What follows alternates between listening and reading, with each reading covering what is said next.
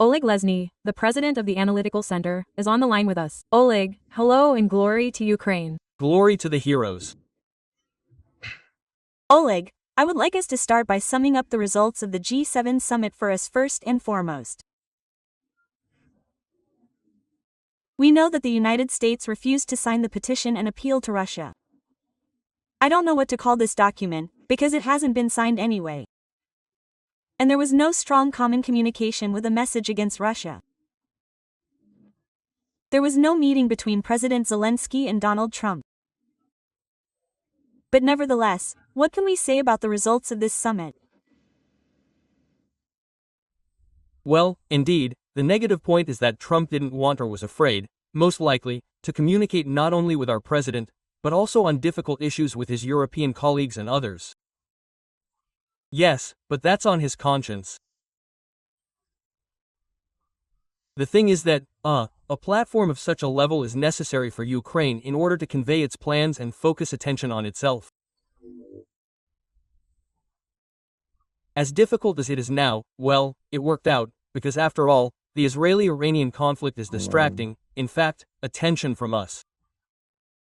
But I think the Ukrainian side managed to do it to attract attention.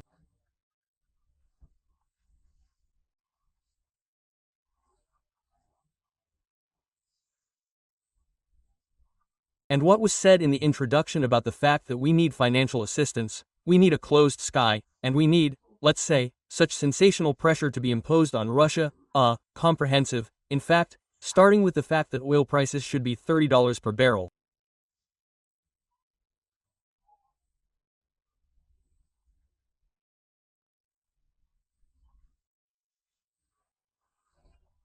But, how effective this will be, that's also a question, because without American assistance it is difficult to do, and we don't see it yet. Therefore, I would not say that this was a very successful case for us, because there were still high hopes that Zelensky would be able to communicate with Trump and repeat the success that was, in Rome. But here everything rests on the courage of a specific politician. And, unfortunately, we had to calculate this option. And tell me, in general, if we are talking about the position of the United States regarding achieving a sustainable and fair peace, and here, well, I see, somehow they are trying to pull, yes, not only Putin into this process, although we see how Putin reacts, essentially, by shelling Ukrainian peaceful cities, but Reuters reports, citing its sources, that Kikalok, in principle, is not against Lukashenko stopping by, and the topic is the same. These are negotiations, yes, this is the establishment of this peace, and so on, and so on. In general, this is how you see it, yes, such steps and to what extent they in this case with this visit, yes, perceiving it and somehow evaluating it, can be successful, understanding that peace through force is somehow not being discussed yet. Well, unfortunately, well. These actions of some American officials remind me of the hero of the joke who looked for his wallet near the lamppost, and not where he lost it. That is, where it is convenient and where you can just talk. But in fact, there are simple solutions, they are simple solutions. This is to use force, well, not physical force, but sanctions and even to the point of giving Ukraine the necessary weapons. And then this problem would be solved.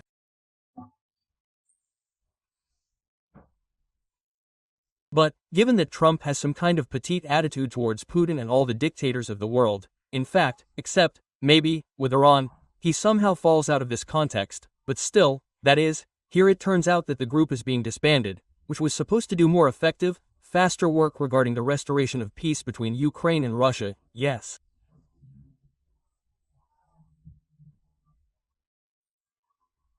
Then the trip to Lukashenko.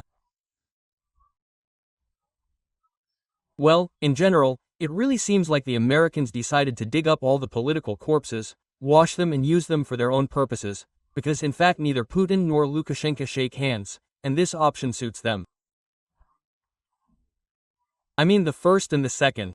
They are spoken to, they are called in as a mediator. Lukashenko is already a mediator, probably of all mediators, but, again, he is also a dictator. He is the one who kills his own people, he is the one who stabbed Ukraine in the back.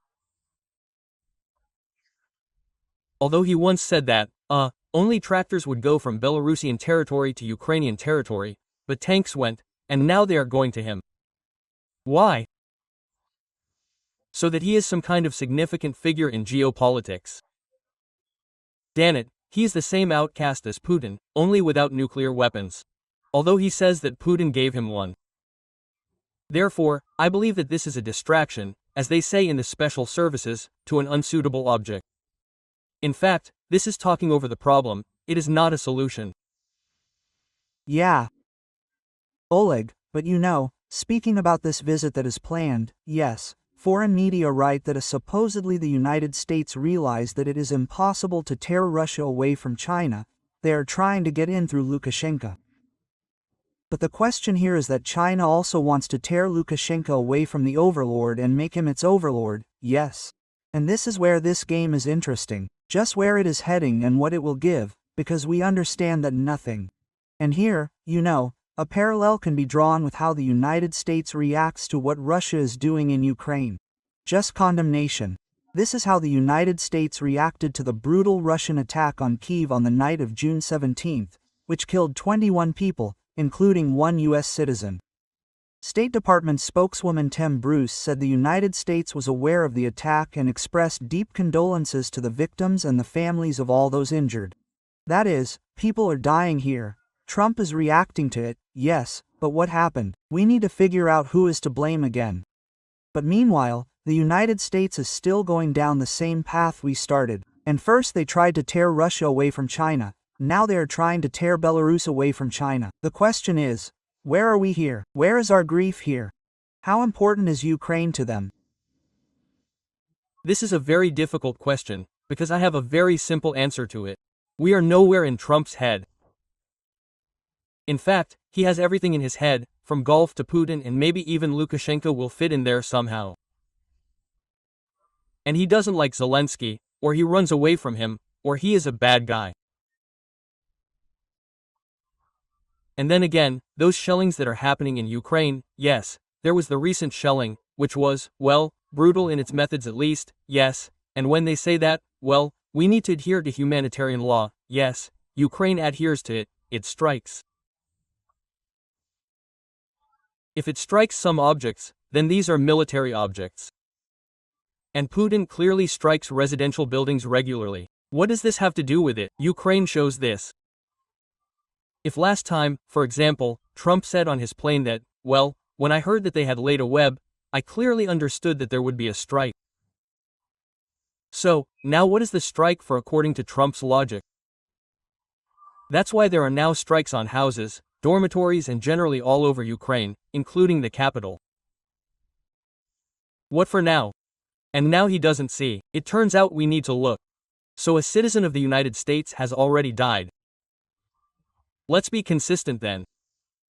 When a citizen of the United States dies, it's always a big problem. The United States always stands up for every American. So, what happened? Double standards. That is, Putin can kill Americans, strike the Boeing office. If I'm not mistaken, that's also normal. Yes, in principle, nothing terrible is happening, yes. Well, these are some kind of double standards. And the fact that, for example, they are looking for our solution, well, it's not a problem, it's more than just ending this war, yes, or ending it in general. They are looking anywhere, but not in Russia. That is, when Iran is given deadlines to resolve the issue, well, it is true that it is not known how these deadlines will end, but in general, well, that is, there are approaches. We will transfer all the necessary weapons to Israel, we will do this, we will do that, yes, but here, well, I cannot impose sanctions, because, firstly, it is expensive for the United States, and secondly, I see that, perhaps, a peace agreement will be signed. Where is this? How can this be seen when there is a murder, when there is an offensive at the front? What about vision? That is, it is somehow different. When we look at the Middle East, everything is sharp and beautiful there. Only when we look towards Ukraine, it is either not visible, or very foggy. Well, there are double standards. That is why I make a subjective conclusion that in Trump's head we, if we exist, are a problem. Well, look, Oleg, here, you know, as the people involved say. Let's put it this way. In sales, in various marketing areas, yes, we need to work with objections, yes, and, strictly speaking, we should, in principle, deal with these at different levels, yes, at the level of diplomacy, international support, at the level of the United Nations, yes, and at the level of military solutions to certain challenges. But in general, if we talk about what the Kremlin Führer is trying to show in this way, then Russia, with its massive shelling of peaceful cities in Ukraine, is expressing complete disrespect for the United States of America and other countries that are calling on the aggressor to cease fire. This was stated by the Minister of Foreign Affairs of Ukraine, Andriy Sybiga. The diplomat also emphasized that with such actions Putin wants to show the G7 leaders as weak. Let's hear the position and continue the conversation. Russia is not only ruling out a ceasefire or a meeting of leaders to find solutions and end the war. It is cynically striking at the capital of Ukraine, pretending to seek diplomatic solutions. Putin's goal is very simple: to show the G7 leaders as weak. Only decisive steps and real pressure on Moscow can prove him wrong. Andriy Sybiga, Minister of Foreign Affairs of Ukraine, social networks of X. Oleg, tell me in your opinion, well, and really, how do you, as you noted, yes, somehow, when they look at the way he acts in relation to the Russian Federation, somehow it is covered with a veil, but is it not clear that Putin is trying to show everyone that he does not care about anything at all, even though Trump himself says that Putin called me a genius, and he respects me, and in general, well, guys, well, we understand that one way or another the people there are not stupid, there are smart people there are in politics, and in diplomacy, with experience, and so on, that, well, sooner or later, well, we will have to solve this issue, yes, and not by turning a blind eye to what Ukraine is trying to achieve in this regard, yes, taking into account our interests. Well, look, first of all, with his actions, in addition to terror, Putin also shows that he will only speak with Trump as an authority. You have a few more people there, right? You didn't invite me, but I was there once, and you kicked me out, right? And Trump noticed that I was kicked out, but you didn't notice. So I will speak with the eldest in this room. You know, I don't know why I have quotes from some cop or intelligence novels today, but when Trump says that he is praised, I remembered the classic expression of one of the characters: the operative loves sweets. That is, he can speak however he wants to someone he doesn't even like. But he must do it so that this person begins to work for the interests of the same operative, voluntarily or not, of his own free will.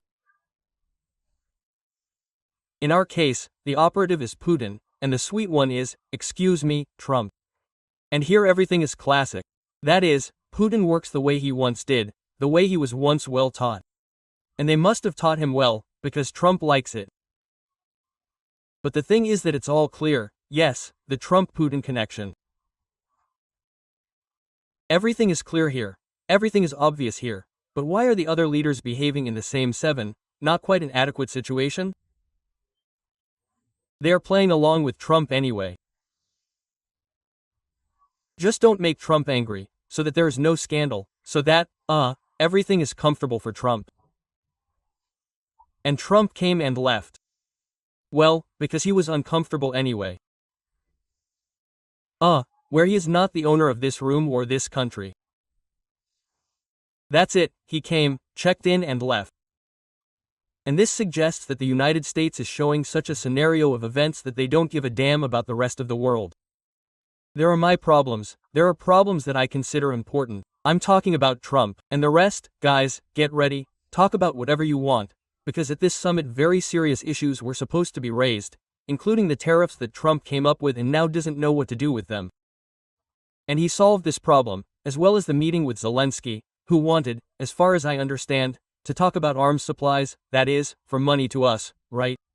And Trump solved all this in a childish way, lifted the blanket, closed his eyes, no problem. Well, in his case, he sat down and flew away. And what problems are there to solve? They are known to be big. I don't solve small ones, Trump said and flew away.